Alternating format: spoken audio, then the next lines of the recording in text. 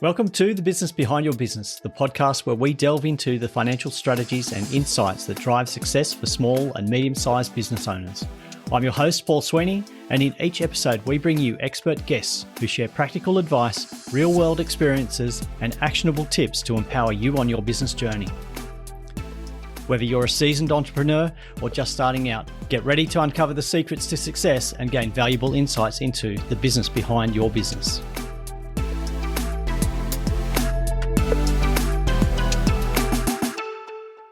As a business owner, there comes a point where you're already working really hard, and working hard is not going to fix the problem. Your business needs to change how it operates. Look, in today's episode, you're going to hear how to adjust the way your business works when pressure's building, how to bring structure first, avoid chaos, and make better decisions while things are changing. My guest today is Ron James. Ron runs OpScale Partners and works as a fractional COO with growing businesses. He helps owners move out of that constant firefighting and put structure, process, and clear operating rhythms in place so growth doesn't overwhelm the business. I'm delighted to have Ron here because it is such a hard thing at the moment. We're seeing so many business owners facing constant pressures. Life is hard. Economic conditions worldwide are really stretching our resources and stretching our resilience. Ron, firstly, welcome to the Business Behind Your Business podcast, and great to have you here. Is that your observation that life is just getting really hard for small to medium business owners? Yeah, thanks, Paul. Yeah, it is. There's a lot of competing priorities out there. Here in the States, it's challenging too with rising costs of employment and different things like that. And obviously, just the business models and things just are making it more and more challenging for small business owners to do it. When you get into a small business, you get in that because you're passionate about something, and you're not always passionate about all the other things that go to run the business. Well, that's right. Because a lot of the time you start your business and you've got a very clear goal about what you want to achieve and how it's going to operate and the problems of the world you're going to solve and the freedoms you're going to have. But life is very different and business is very different. Look, I was going to try and avoid using the P word because as soon as we mention it, I can just see everybody rolling their eyes. But the word pivot has became almost synonymous with COVID conditions and the need to change. Are businesses actually embracing the need to change the way they are doing things in response to these harder conditions, or as what I'm starting to see a lot more, they're just waiting, sticking their head in the sand and waiting for the government to bail them out again? Yeah, I think that you're seeing a lot of that on some pieces where they're trying to find ways out, trying to find people to help them. I think that's where the fractional jobs are becoming so much better because companies don't always need somebody that is full time as some of these roles, and they really can't afford the expense of someone that's full time. And I think that's where this fractional piece is coming in with it. It's a way for them to hire people in that know how to help them and how to help them get across those pain points that they're having. And I think that whole fractional method has changed the way a lot of business owners are looking at their resourcing and their workforce, because in the past we used to think, oh, I need a CFO, so I've got to hire a full-time CFO. And there's a lot of costs with that. And most small, medium businesses can't afford to have every department, every specialist department. So this fractional model works really well for the business owner. The businesses that we're seeing here, the fractional model you're saying is working really well. Are businesses actually embracing that? Because I know I'm seeing a lot more people positioning themselves as fractional COOs or CFOs or legal departments. Are business owners actually embracing the need to engage those types of fractional services, but also recognize that their business needs that kind of assistance? Yeah, I think the first part is a lot of businesses don't know that, they don't recognize that they need it. They're not, sometimes they're so head down just trying to figure out how to get through the grind of the business or what happened today. They just don't know. I used to, when I've been at a lot of great big companies, and it was always this catch-22 of, well, I need to hire someone, but I'm too busy to have the conversation. I'm like, well, then you're never going to get out of the weeds and do that. So yes, they're seeing a lot more of these folks that are coming out and seeing the need and trying to help these businesses, especially the small to medium ones. because you can come out and you can get somebody, at 20 hours a week, 10 hours a week, way more affordable, and really help you build processes and those types of things. And I think, COVID kind of created this too, where it gave people this opportunity to go look to do things that they hadn't done before.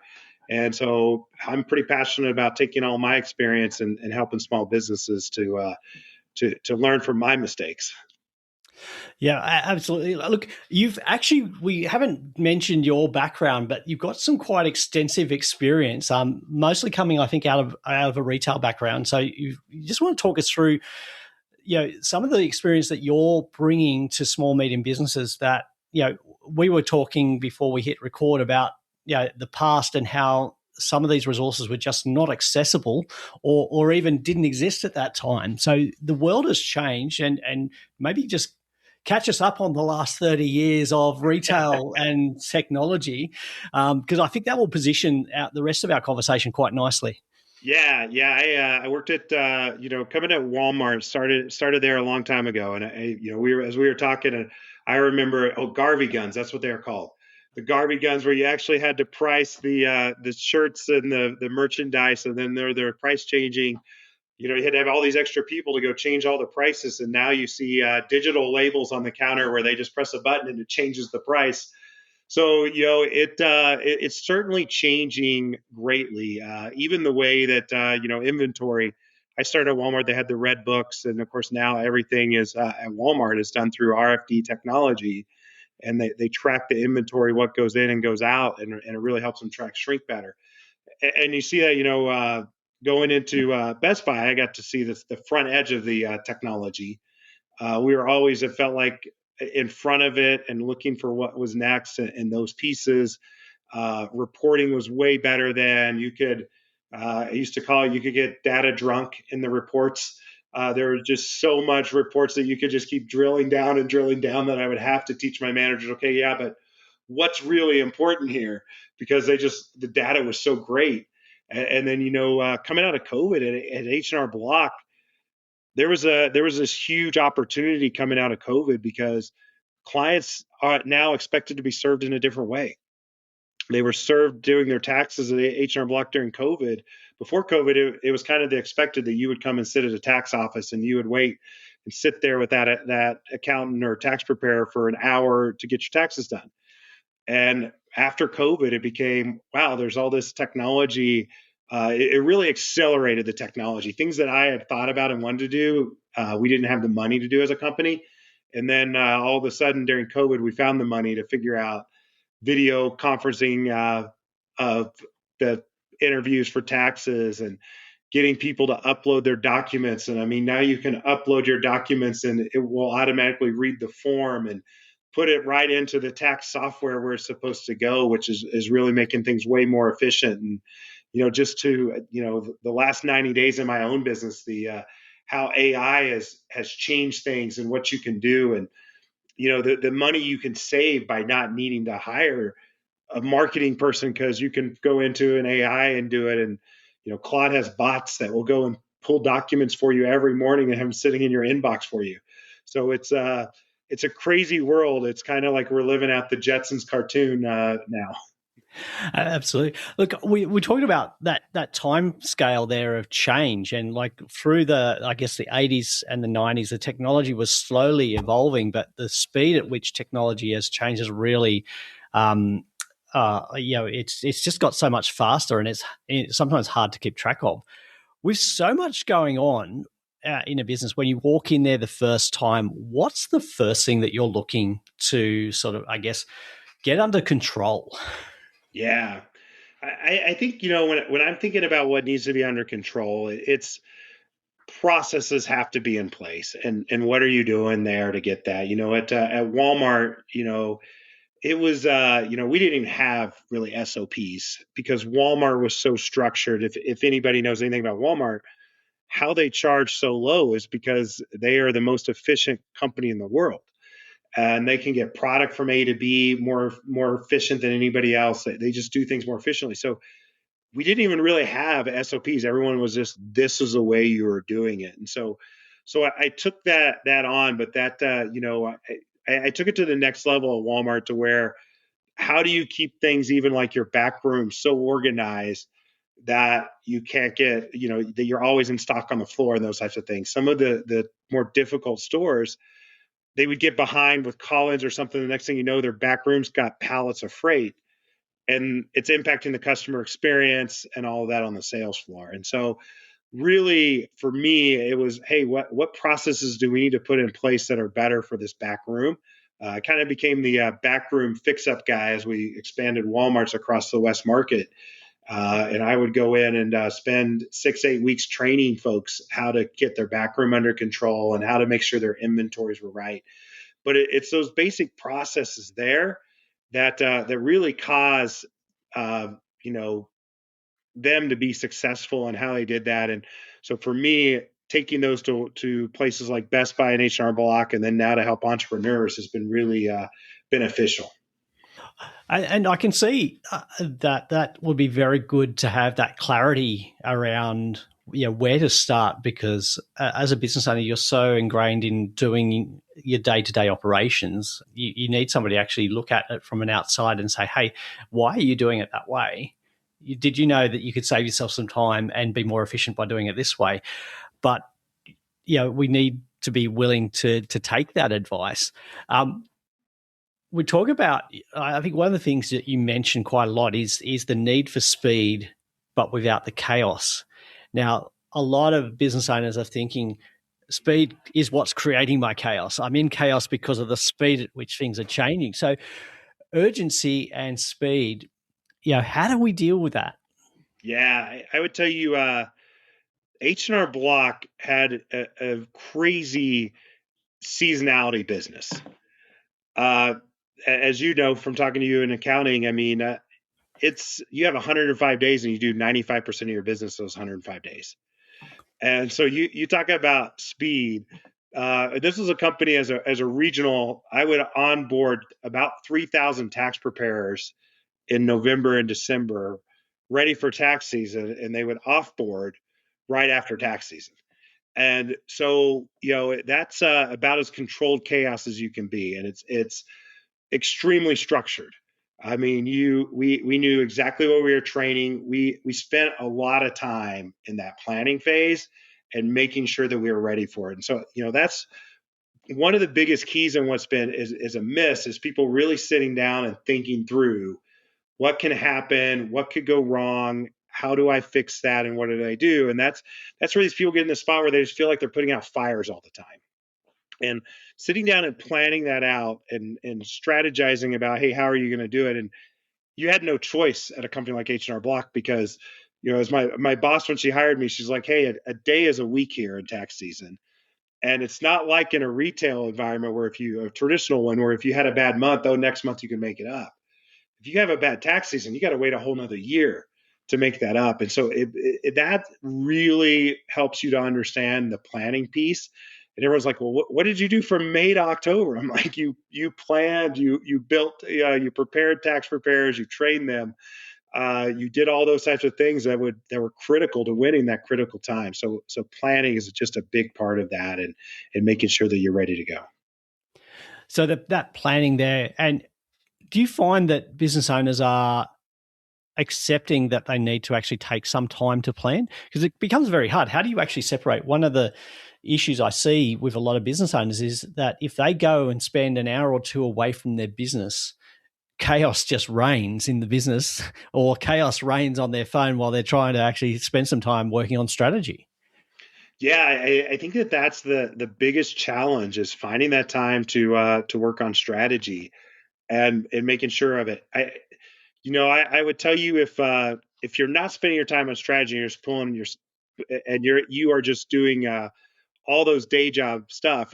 You probably have a job. You don't own a business. You have a job that you're going in and you're just doing all those little jobs all day long. And it is a challenge because stepping back and letting go, especially when it's your baby, if you're the founder, stepping back and letting go and not having your fingers on everything so that you can do what's most important. I was just having this conversation today about a project that I'm doing. I was like, man, you got to step back and be this strategy here. We got to help you do that so that you can do what's important for the growth of the business, so that in 30 days from now, you're not wondering, hey, why am I not growing? And taking that advice is a challenge, but once they see the results and see what happens when they spend the time to plan, they really see the benefit in it and they come out of it. So I think you've mentioned before that one of the traps is that a business owner mistakes being busy and activity for progress. So if we're just busy and we've got that mistaken belief that being busy is how we progress, what needs to change so that we can, I guess, grow our business, but with control? Yeah, if you're just busy and you're doing that stuff, the first thing you got to do is take a step back and just look at, hey, how are you managing your time? What are you doing, and planning some things out? And a lot of those folks, it's the processes. They don't have, they may think they're too small and they don't need an SOP for that. We don't need these processes for all these different things. And because of that, things aren't getting done consistently. Things aren't getting done the way that they want to. So taking that time to really analyze, manage your time so that you make sure, hey, I'm blocking out X amount of time a day just for this. And once you start to do that, it's going to feel uncomfortable in the beginning, but 2-3 weeks into it, you're going to see the value that you had of being able to see what's actually happening in your business, building processes, or having someone come and help you build those processes so that employees know what's expected of them every day. And employees feel empowered then too. You're not doing your employees any favors if you're coming in and doing all the work. They want to be empowered. They want to know what they got to do, and they want to come in and they want to be able to do that and feel good about their job. So I think one of the hard things I mentioned before is that when you go and spend some time aside to work on your strategy, the employees keep ringing you. How important is it to communicate and get your employees on the same page with you when you're trying to implement a strategy? It's important. It's funny you say that, because I was just having a conversation with somebody. It goes into our technology conversation earlier of what did employees do before cell phones? They solved the problem on their own. Yeah. Because if you were out to dinner with your family, nobody was home when they called. And we've created this world that, because of the devices that we're attached to, that we don't have people that want to do that. And so, if you're a small business owner and your employees are calling you at night, it's because there's not processes there. There's not things for them to follow. They don't feel empowered. And what that's doing is that's bleeding into the time that you have and with your family, with whatever you want to do. And it's important to be able to check out and have those hobbies. But the technology has just changed the way that we all lead. And so we feel like it's okay for people to just call me all the time. And it's really, you got to challenge your people with some processes and empower them to make those decisions. So you're challenging your key people, or all of your people, giving them some empowerment. I've seen a lot of people try and implement that, but there still seems to be a bottleneck or a link in the chain that is always breaking the process. I think we know who we're talking about. So the business owner, they sort of circumvent a lot of the processes and work that their team are building and that they're getting the help with, because I guess they like being that bottleneck. Whether they acknowledge it, they like being the bottleneck and breaking the system. Yeah, it makes them feel good about it. I had a district manager at H&R Block, and we used to have this conversation because she felt like she just had to work 24/7 in tax season, but it was becoming trying on her and what she wanted to do with her family, and she was getting burnt out. And that's a real challenge when you start to get burnt out, and then you don't want to work and it affects your productivity. And we went through this exercise of literally forcing her to not answer phone calls. When people would call, she would tell them, look, this is when I'm available. And then if they call her outside of that time, she would text them and say, hey, is this an emergency or can I wait till the morning? And what she found is almost 95% of those things could wait till the morning. And her employees actually respected that and were okay with it. And many times they solved the issue on their own, but they had gotten used to it. And she had gotten used to wanting to be there for them all the time. And that was her first thought is, well, if I do this, will morale go down? Will they not like me? And really what she saw was better results. She wasn't burned out. She was much happier. And because of that, her team was happier too. Somewhere I read recently or listened to was a challenge for you not to answer the first question that you're asked by an employee, because once you start to answer, they start to then ask the next question, and eventually you get to the real question that they were after. But I had that actually happen today in our team meeting earlier, when I got asked how do we fix this problem, and I go, well, I know the answer, but we have a process for this. So have you looked at the process yet? Well, no, we haven't. I said, well, go look at the process. If there's not a process there, we need to create a process to deal with this kind of situation because it's going to come up again. So I gave myself a gold star for that one because I resisted actually jumping in and fixing the problem. But it seems that like you mentioned, like employees used to be able to go and fix the problem without having to ask for help. Have we just become lazy, or have we created that laziness? I think we've created that laziness. I mean, we created it. If you think about it, it's funny because my dad was a math teacher, and there's a basic math problem on a conference call I was on today, and I had to pull out my calculators. My dad would be so disappointed that I didn't know in my head. We've become accustomed to these devices, and I do think that that's a great call out on the not answering the first question, and we're connected to our devices. People can text you, they can email, they can call you all the time. And even for me, it's sometimes really hard to not get back to someone the second. And, a lot of times when you start to do that and you get back to them, you'll find out, oh, I found what I needed. I'm okay. And what you do is you're starting to get them to follow the processes and understand it. And I love the thought of, hey, if we don't have a process on that we need one. And those are the types of things, that you can get them to start helping solve. And the next thing you know, you have your employees building processes for you. And really, they're the ones that are the best at it. When we took a company from really nothing to $1.6 billion in receivables in the tax credit world a few years ago. And when I started to build out SOPs, I learned that they were all in silos, and one or two people had the SOPs, but they were all in their heads. And so processes weren't consistent. We couldn't do what we needed to do to scale the company because of that. But we sit down with the employees in the room, and we actually had key employees from each department, and they helped us build all the SOPs. Really, I facilitated the conversations, and they built the SOPs for the entire company. So the employees came up with the answers, not the chiefs, not the decision makers, not the COO, the CFO, but the employees who do the day-to-day transactional work came up with the process, because often they know how it should work and also how when things go wrong. It's interesting. A couple of years back, we interviewed James Brown talking about the systemology process. And he challenged me during the interview, and he said, when you go to do this process in your own business, you're not the person. You're the wrong person to do this. And I thought, I was a little bit taken back. I thought, oh, no, I'm pretty good at this. But he said, no. He said, your son that's working in the business, he's going to come to everything with a fresh approach and ask you why you're doing it. And then he's also going to ask you, why have you taken 8 shortcuts to get from point A to point B that you haven't told anybody about? So how can we follow it if you're not telling us what the system is?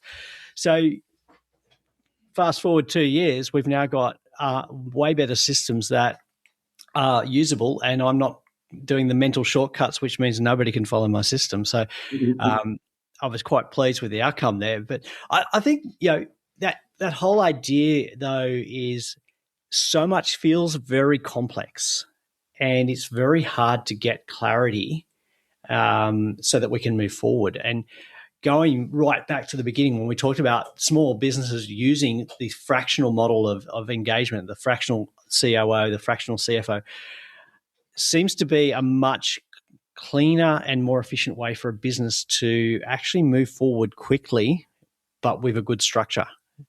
Yeah, it definitely is. I made the transition from consumer electronics to taxes. And when you think about that, it sounds like, oh my God, like, what did you know about taxes? And when I when I got hired, the lady who's one of my best mentors, when Diane hired me, the first thing she said is, "Hey, people and processes are the same wherever you're at.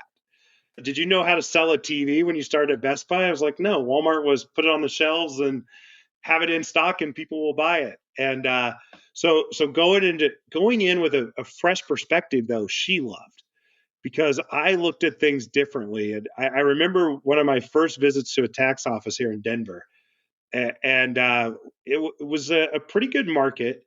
But we had I walk in, and this goes back to the sitting there and watching everything be made at the desks and watching it.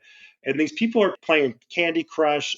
They're not listening to their tax preparers, and that triggered this thought to me to her that, hey, we have to figure out a better process here that we could drop stuff off. And as we figured that out and piloted it in certain offices, we started to see increases pretty quickly because it made our tax preparers more efficient. Customer service scores went up because now people had no idea how long it took to do your taxes. So they felt like if it sat there for 5 days, wow, they must have been working on my taxes for 5 days. So they felt like the value they were paying for that was great.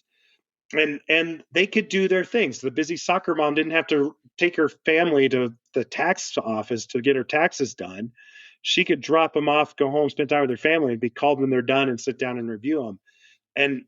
And coming in with those fresh perspectives like that into a business where you've never seen it, I call it you feel like you're dumb, but you ask a lot of questions because you don't know how the process is, and through that you uncover a lot of things that people haven't thought of because they've just been repetitiously doing things for a long time. Yeah, I think that fresh perspective is key. I saw a snippet recently of a film from the Ford versus Ferrari movie with Matt Damon's character, and he's watching this little red envelope going around and being handed from person to person. I'm not sure, but the number of 26 different touch points comes to mind there. Like, why was that process built? Why does it work that way? What's the point? Have we overcomplicated a lot of our processes? And I think technology might not be the solution here. It might be the cause of a lot of the problem. Have we overcomplicated much of the way that we should be doing business? Yeah, I think we have. I mean, we've made things in our head more complicated than they should be. And, people who can figure a way to simplify things down for their employees and simplify the processes down become more successful.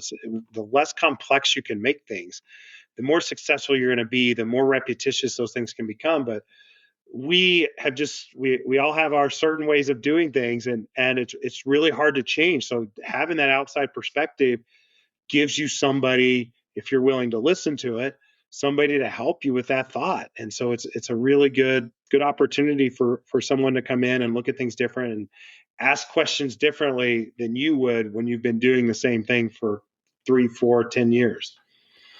Yeah. So, like, as a business owner, you generally know the skill of what you're doing. Okay. You might start a particular business because of a skill that you have, or it's your area of expertise. But nobody teaches you how to run a business. So use the skills of people like Ron. Use the people of the skills of Ron James and other fractional people. But they've been there, they've done that, and they've got that fresh perspective and the way of looking at your business in a way that's going to help you scale and structure and just do so clearly, and at great speed to get to that end result quicker. And when that happens, business might be hard, but it's so much more enjoyable, and there's a way through through all the complexity. Ron, what is the key thing that if our listeners today took out just one thing from our conversation, what would be that one thing that you would really love them to do? Yeah, I think for me, it's just take a step back and really look at your processes, and are they getting the results that you expect of them? And if not, what changes do you need to make to get your process to get the results that you expect? Yeah, that's great. Great way to do it. And Ron, I believe that you've got some help for us. As always, we're going to put the contact details for you in the show notes and also on the businessbehindyourbusiness.com website. But I believe you've got a tool that's there to help business owners sort of, I guess, know where to start or what they should be doing here. And we're going to put links to that. Do you just want to tell us briefly what that done? Yeah, it's a assessment. I like to call it the burnout assessment, but I'm told not to call it that. But really, it's an assessment for you to take and just see where you're at in different categories of your business, and be self-reflective and understand, hey, this is where am I at, and how can I get help? And what it'll do is give you kind of a red, yellow, green where you're at, and then how to take yourself to the next level in those spots. That's a great tool because so many business owners don't recognize it until it's too late and the burnout's already occurred. So, look, take some proactive action. We're going to put the link to that assessment in the show notes, as we mentioned. Also, how to contact Ron and get in touch with him if you want to, really grow with speed, scale your business with speed, but do it cleanly and clearly and effectively. Ron, it's been an absolute pleasure. I've had a lot of fun talking with you today and just really enjoying the clarity you've brought to this whole idea of, just the hardness of running a business in today's environment. Yeah, thank you. It's been a great time. I really appreciate your time too, Paul. That's a wrap for this episode of The Business Behind Your Business. We hope you found today's discussion insightful and valuable for your business journey. Before we go, don't forget to subscribe to our podcast on your favorite platform. Share it with fellow business owners who could benefit, and send in your burning questions because we love hearing from you. Missed any of our previous episodes or looking for additional resources to help grow your business? Head over to our website at thebusinessbehindyourbusiness.com. There you'll find our full archive of past episodes along with show notes, transcripts, and links to valuable resources mentioned in each episode. Your journey to business success continues at thebusinessbehindyourbusiness.com. Until next time, stay inspired, stay informed, and keep building the business of your dreams.